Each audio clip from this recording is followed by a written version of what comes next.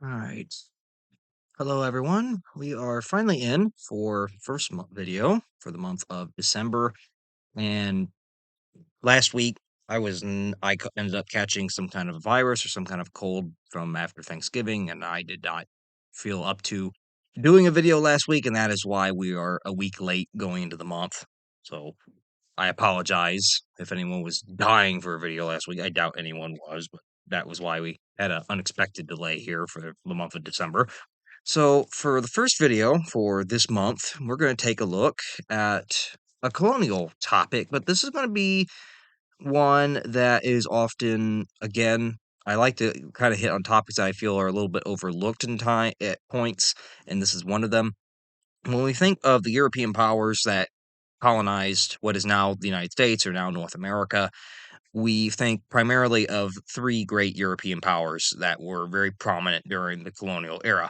Most notably Spain. Spain had the largest colonial empire in the Americas for the longest time. They were the first ones over here. You also would think ideally of the British, the English, because the United States, of course, formed from British colonies, and so did Canada. And that is the second one that's going to come to mind. And then, of course, you have the French who were over here until about 1763, and then pretty much got lost about every bit of colonial land they had after the French and Indian War. Mostly the French starting the settlements up in Canada and Haiti and multiple ones in the Caribbean. But there were other nations that had attempts to establish colonies in North America. Now, some of them were not successful, others were. And one of these nations that I want to go ahead and take a look at the colony of was the colony of New Netherland, which was a Dutch attempt to establish a colony in North America. And it did last for a couple decades. It wasn't a short-lived endeavor. It did last for roughly about 50 or so years. Unfortunately, as we would probably later guess, it ended up getting conquered by England because New Netherlands sits in the area of right where about this New Jersey, New York, and Connecticut are today. In fact, New Netherlands is where New York ends up getting its starting. And New York City, in particular, actually started as the Dutch city of New Amsterdam. So this is also where New York City would end up coming from. Because originally New York was New Amsterdam, which was basically the de facto capital or big city over in the New Netherland colony that the Dutch had established. So, we're going to take a look at the colony of New Netherland today, a little bit of Dutch colonialism in North America, which is very often overlooked in terms of when we discuss colonial history in North America. As I mentioned, we tend to focus on the big three. We don't really mention the Dutch. The Swedish even had a small colony, I think, that they had come over here. There were other countries the Portuguese, I don't know if they had one in North America, but they definitely had it in South America, but they don't really get talked about despite the fact that Brazil was massive.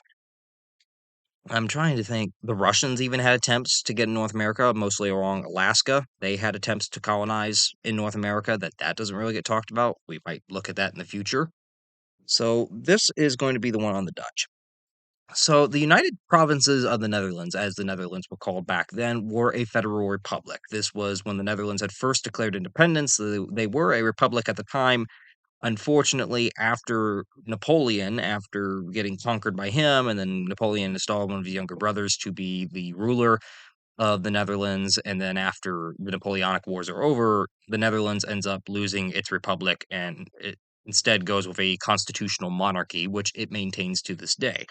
But back when it first got independence from Spain, the United Provinces of the Netherlands, or we'll just call it the Netherlands, were a federal republic. They were established in 1579 by 7 Dutch provinces, which had seceded from Spanish rule, which used to be part of the Spanish Netherlands.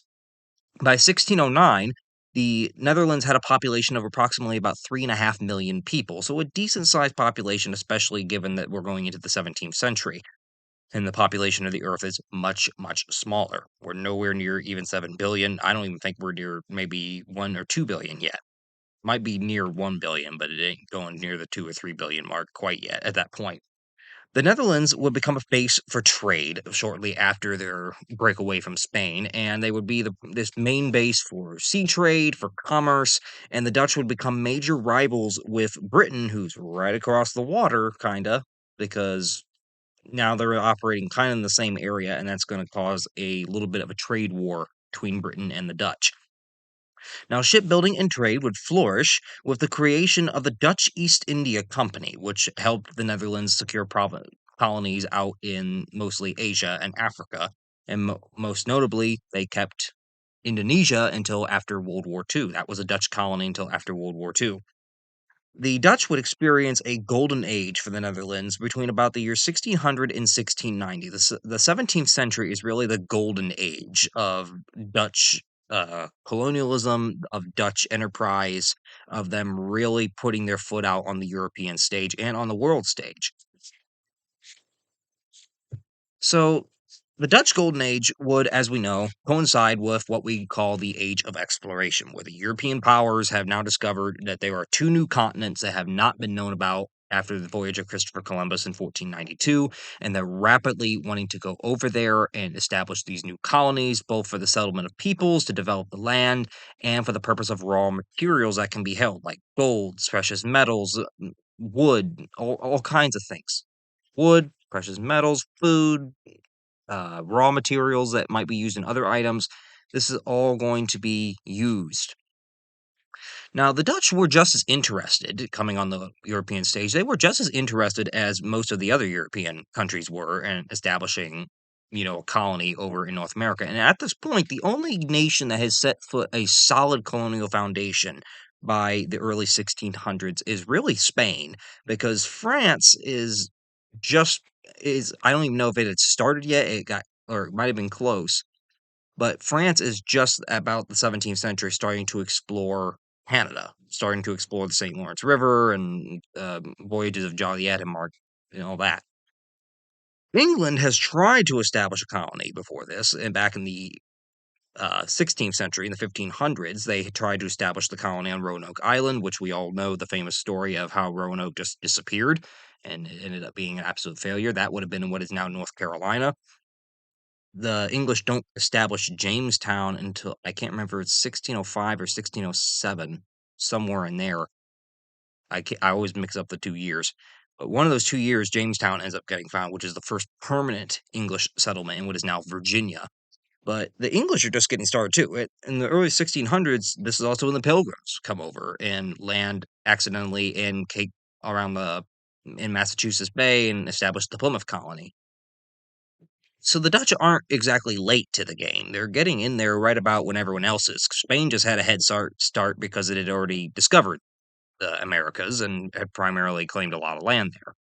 Now, the Dutch were interested primarily in finding a shorter route to Asia, which would connect their colonies there, and they also wanted the resources that were in the Americas. So much for the same reason that many other European countries were really wanting to establish colonies in the Americas. By 1612, several Dutch explorers such as Adrian Blok, Cornelius May, and Hendrik Christiansen not established, but had explored the east coast of North America for the Dutch Republic and had kind of brought word back over where there might be a good place for a settlement and, the lay of the land, what peoples live there, what resources do you see that we could get. They would bring back word of rivers and resources to the Dutch East India Company, which would then spur the Dutch to kind of really start backing the idea of establishing their own colony in North America. In 1609, English explorer Henry Hudson was actually contracted by the Dutch. So even though Henry Hudson was English, he ended up sailing for the Dutch. So any of the discoveries that he made or claims that he made were going to be for the Dutch Republic and not for his native English. So Henry Hudson was contracted by the Dutch to explore what they called at the time the North River, which would be the modern day Hudson River in New York. Hudson would travel 150 miles upstream on that river, and it would eventually be renamed in his honor, all the way recording what the native peoples he encountered and recording the lay of the land and the resources that the Dutch could actually use should they choose to settle the area. The Dutch would use Hudson's voyages to claim their own territories in the Americas upon his return. They would end up starting a settlement along the Hudson River Valley. This was primarily the main center hub of the colony of New Netherland, or what would become that. And they would build forts and towns along what they called the North River, which was the Hudson. They would also build them along the South River, which would be the modern day Delaware River that runs through Philadelphia, and the Fresh River, which is in modern day Connecticut, which is the modern day Connecticut River. and that goes up through Connecticut. Now, they would end up, the Dutch, in order to organize this new colonial attempt, they would organize an entire new company to kind of head it. The Dutch East India Company had kind of control over over the Asian colonies, such as those in Indonesia, which were called the Dutch East Indies at the time. So the Dutch end up creating another company. They end up creating the Dutch West India Company, which would encourage people to seek and settle land in North America for the Dutch Republic. The colony of New Netherland was begun initially as a private venture by the Dutch West India Company in order to exploit the fur trade that was garnering a lot of success and money back for European countries at home. By the 1650s, the colony had grown drastically to a population of just over 9,000 people.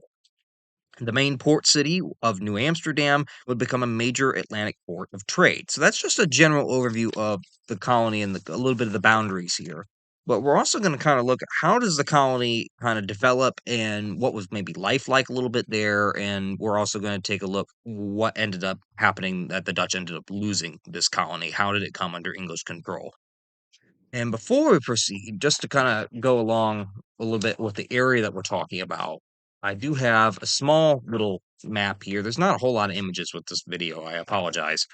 But this kind of shows you the general area of what we're talking about for New Netherland. This was the Dutch colony of New Netherland. So right here is Long Island, where New York City would be up on this end. We have the Hudson River going up into New York. This is what the modern day borders, of course, imposed upon it, with New Jersey down here and Delaware, New York, Connecticut, Massachusetts, and all that. All the green is the land that the Dutch established as this new colony of New Netherland. This was the Dutch attempt at colonization. So while the colony was primarily settled by Dutch, it was not homogeneous in terms of ethnicity. There were a lot of people that settled in New Netherland that weren't exactly ethnic Dutch. They were Germans. They were, of course, slaves that came there. They were people that came from other countries to settle there. But one of the more notable groups would have been what the Dutch called the Walloons. And the Walloons were a large number of foreigners. It was the Dutch word for foreigners at the time, but a large number of the Walloons were either German or they were Belgian, and many of these Walloons would come and settle into Netherlands, mixing up the ethnic diversity of the colony. In 1623, there would be 31 Belgian families who arrived on a ship at the harbor of the mouth of the Hudson and would establish the colonial settlement of New Amsterdam, which would eventually become NYC, which today is one of the largest metropolitan centers in the world. It was originally founded by 31 Walloon Belgian families that settled at the mouth of the Hudson River. The Dutch colonial claims would also expand shortly after the establishment of New Amsterdam. They would go as far north as present day Albany, New York, as far south as New Jersey and Delaware, and as far east as the Connecticut River through about the western half of the modern day state of Connecticut.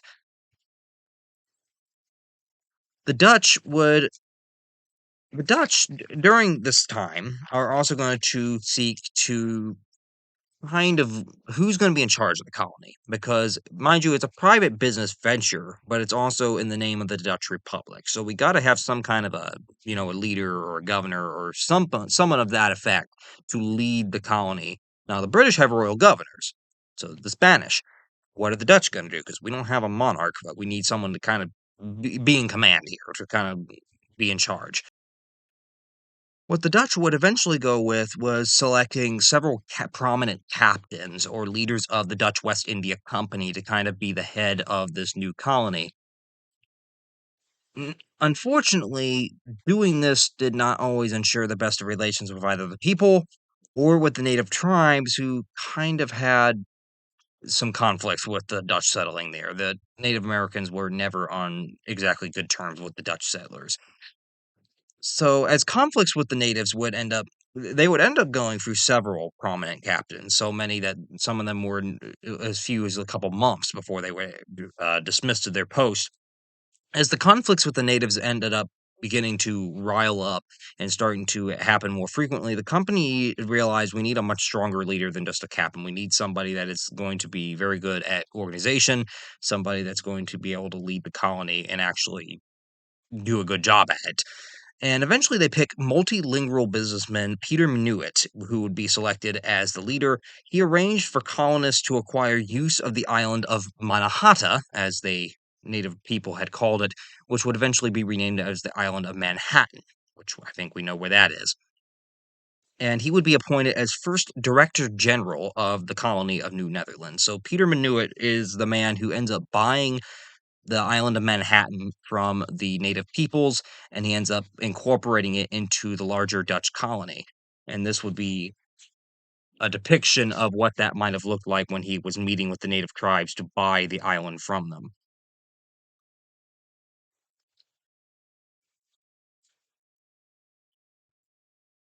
Now, during Peter Minuit's director generalship of the colony of New Netherland, life in New Netherland would very plainly it would grow, but at the same time show a glaring issue that is going to end up also being its downfall. Now, most Dutch settlers were attracted to the colony by the cheap and plentiful land that was to be found there. Many found wealth in the furs, in mining, farming, and trade when they moved to New Netherland. It wasn't that there wasn't riches to be found and had, but the management of the colony was not the best, and the economic system of it was also something that caused a lot of grief. And the economic system was kind of a reward system in ways. The West India Company would reward colonists who encouraged others to come settle in the colony. If one colonist organized, say, 50 people to settle, they were gifted a special grant of land. Within 4 years, they were also to be given special privileges as the owner of the land, or manor, as they would call it. And then they would get the title of a Patroon. This was the title that they were given. The owner of the manor or the land would eventually be given the title of Patroon. So first, if you can get 50 people to come and settle, you're going to be given a special grant of land. You're going to own a manor within 4 years, and you're going to be given the title of Patroon. Now, the Patroon were given the task of developing the land that they were given in the special tract. They provided for the Patroons were in charge of providing this land with tools, buildings, slaves, schools, and a church, if need be, any infrastructure that needed to be put on the land to develop it. Now, any tenant farmers that would be working the land for the patroon would pay no taxes for 10 years. This was usually how the farming was done. They would have tenant farmers for the patroon. You didn't have to pay any taxes for a whole decade, no taxes. Unfortunately, you did still have to pay rent to the patroon, and you also had to pay them a certain percentage that was to be determined of whatever you harvested. Thus, it was tenant farming. However, many tenant farmers also found that they could not sell any product that they had grown throughout the year without having first offered some to the patroon, and it was kind of a feudal system. Once a manor was profitable, a patroon was expected to share the profits with the tenants in order to ensure that everybody benefited from the patroon's uh, so-called governorship, we'll call it. Now, the patroons were expected to give a 5% duty on exports to the West India Company in return for the special privileges and tracts of land that they received. Now, some tenants were bonded to their patroons and could not move to another estate or town, so it was very much a feudal system. They were almost like serfs back in medieval times. Patroons would exercise pretty much feudal rights over these tenant farmers, and that was not at all very popular with the tenant farmers that were coming and settling in the New Netherland. Now, while it was successful in drawing people to New Netherland, it was successful in getting people to come over and farm. Once they got there and realized that maybe they don't like it, you're kind of stuck because you can't easily just leave the estate. You can't easily just go to another town if you're working for a tenant as a tenant farmer. It's not that easy to just get up and go and take your work elsewhere. So thus, it became a very unpopular system because the tenant farmers are arguing, we're not getting our share of the wealth here. We're working our butts off, and at the same time, we're kind of in almost like this serfdom to the patroons, and we don't like that. Now, the tenant farmers would begin selling their harvest independently and refuse to pay the patroons any dues that they owed them, which would end up starting to cause a problem within the New Netherlands colony. Minuit would actually fail in his attempts to try to enforce the laws and enforce the tenant farmers to actually pay their dues, and because of his failure to enforce the rules, he ended up getting recalled to Europe in 1631.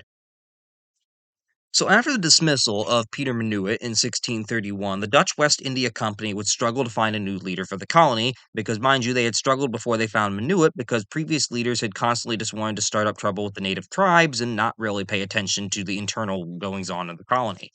And this was the same case afterward for a time. And mind you, Peter Minuit was dismissed in 1631 as head of the colony, and it wasn't until 1647 that the company would end up choosing another good choice, that of Peter Stuyvesant, who would become the new who was already director general of the Dutch Caribbean colonies of Aruba, Curaçao, and Bonaire.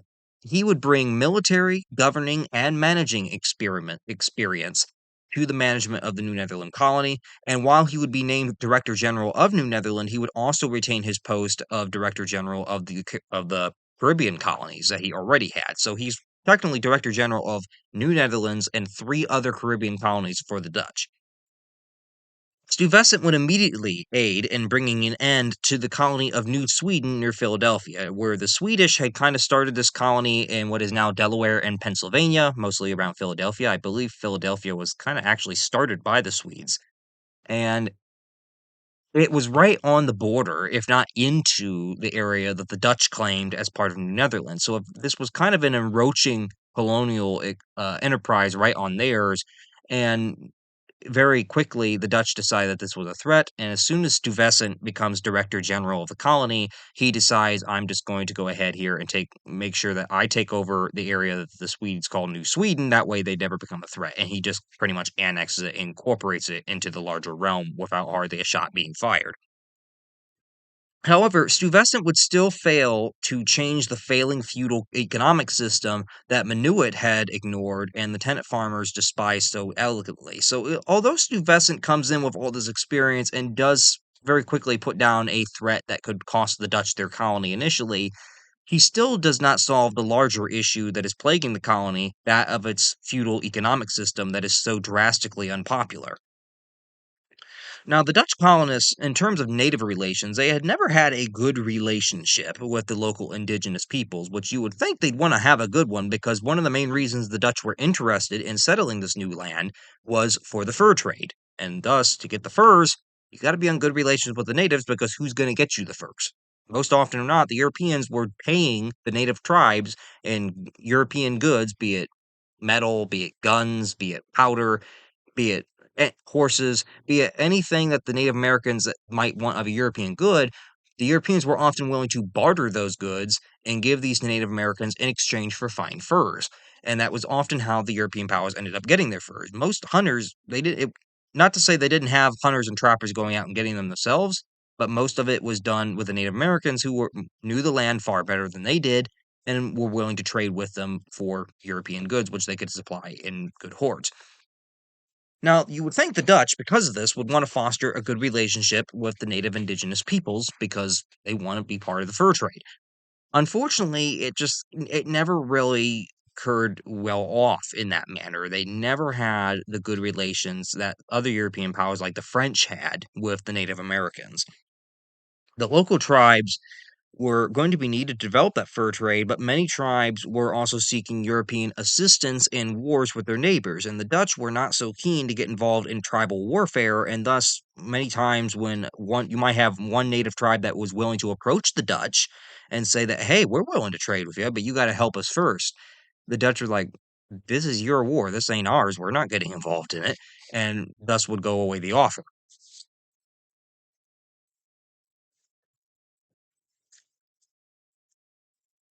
The Dutch building of forts and buying of land would also end up souring relations with the native tribes as they started to see Dutch encroachment on traditional tribal lands, and they started to see the Dutch as less and less of a friend and a neighbor than as someone that's going to come and try to take their land from, just like every other European power. By 1638, conflicts were becoming much more violent with the Native Americans, and most notably, one conflict was called Kief's War in between 1643 and 1645, which actually drove many tenant farmers from their farms and into local forts for protection. Director General at the time, Wilhelm Kieft, had pursued attacks on the tribes, despite the West India Company ordering him to stop, telling him that if you pursue this, I mean, we're already failing in the fur trade. This is just going to make our relations worse with them and almost certainly ensure that we're not going to get any furs from the Native Americans. And when Keefe would refuse the company's order to bring a stop to his military campaigns against the natives, the company would end up recalling him from the post. Another significant conflict with the natives was in 1655, and that was the Peachtree War, which would end up unifying many of the tribes locally against the Dutch rule. Phew, excuse me. With the Dutch struggling against the Native Americans in fur trade and failing utterly, and with the blatant disregard for the feudal economic system that was plaguing the colony so badly, it ended up leaving the colony open to other European powers who might want to take a look and try to kind of claim the land for themselves. And this would end up being the downfall of the New Netherlands. It was a combination of both the bad relations they had with their indigenous neighbors, who were not all that willing to trade with them, which was one of the primary reasons that the colony had been founded. And it was also the problem of the drastically outdated economic system that, while it was working in getting people there, it was failing in terms of regard of achieving what it was supposed to, because many tenant farmers were blatantly disregarding the rules because it was so unpopular with them. England and the Netherlands would end up coming to blows in about the 1650s over commercial shipping rights, and this would begin a series of what we call the Anglo Dutch Wars, where England and the Netherlands were constantly warring with each other, mostly due to shipping rights and trading rights, because the Dutch are becoming a major trading rival for the English, who at that time are an island nation and thus, and still are, but England is supposed to be in command of the seas, and thus they're an island nation. They depend a lot on overseas trade, and now they have this big rival in the European mainland. So, due to the conflicts with the native tribes and the internal colonial turmoil, many Dutch settlers would opt to abandon North America and start heading home. They didn't want to stay in the New Netherland anymore. The English colonies would also gradually start to surround New Netherland as the English expanded their colonies in Virginia and Massachusetts to gradually take away the lands that were just outside of the Dutch claims. And the West India Company was near bankrupt by about the 1660s, and thus, since they're in charge of the colony, if the company goes bankrupt, the colony ain't gonna be doing that well. Colonial forts would also become increasingly crowded within New Netherland as settlers sought protection from native attacks and from the possible invasion by other colonial powers. The final straw for the colony of New Netherland would come in 1664 when King Charles II of England would ignore the Dutch claims on New Netherland and instead gift the area to his brother, King James, the future King James II, who at the time was Duke of York, and would thus grant him the land that the Dutch claimed as his own. James would lead an English fleet to blockade New Amsterdam and seize control of the colony. Stuyvesant debated actually firing on the English and actually putting up some kind of a military fight for the Dutch rule of the colony, but eventually was persuaded out of doing so and ended up surrendering New Amsterdam and New Netherlands without a shot even being fired in 1664.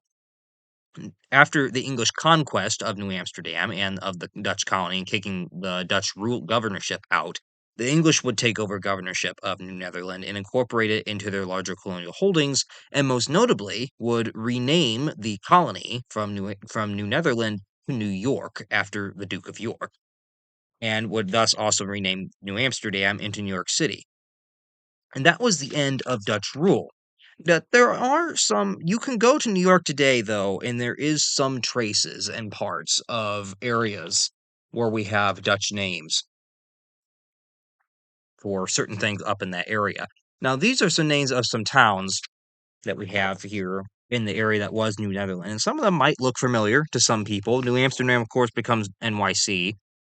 And Fort Good Hope was up one of those settlements up in Connecticut that they had. One that is definitely still around today is Schenectady. Schenectady, New York is still going strong. That was originally a Dutch settlement back during the New Netherland days. Another one that you might notice is if you go to New York famously has its classic neighborhoods like Bronx, and we have Brooklyn, we have Harlem, we have Queens. Most of those, especially Harlem and Brooklyn, were originally the Dutch names given to New Amsterdam neighborhoods that have just persevered to the present day.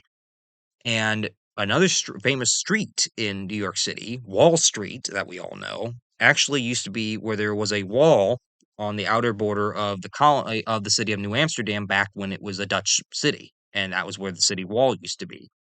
Which was a kind of if you ever look at a map of New York, Wall Street is pretty much a straight line down to the harbor, which kind of falls right in line with the old border that the Dutch had for the colony. I'm seeing if I have. Could have swore I had the picture here of what a picture of New Amsterdam of New York for everything had changed. Looks like I might not have it now. Hmm.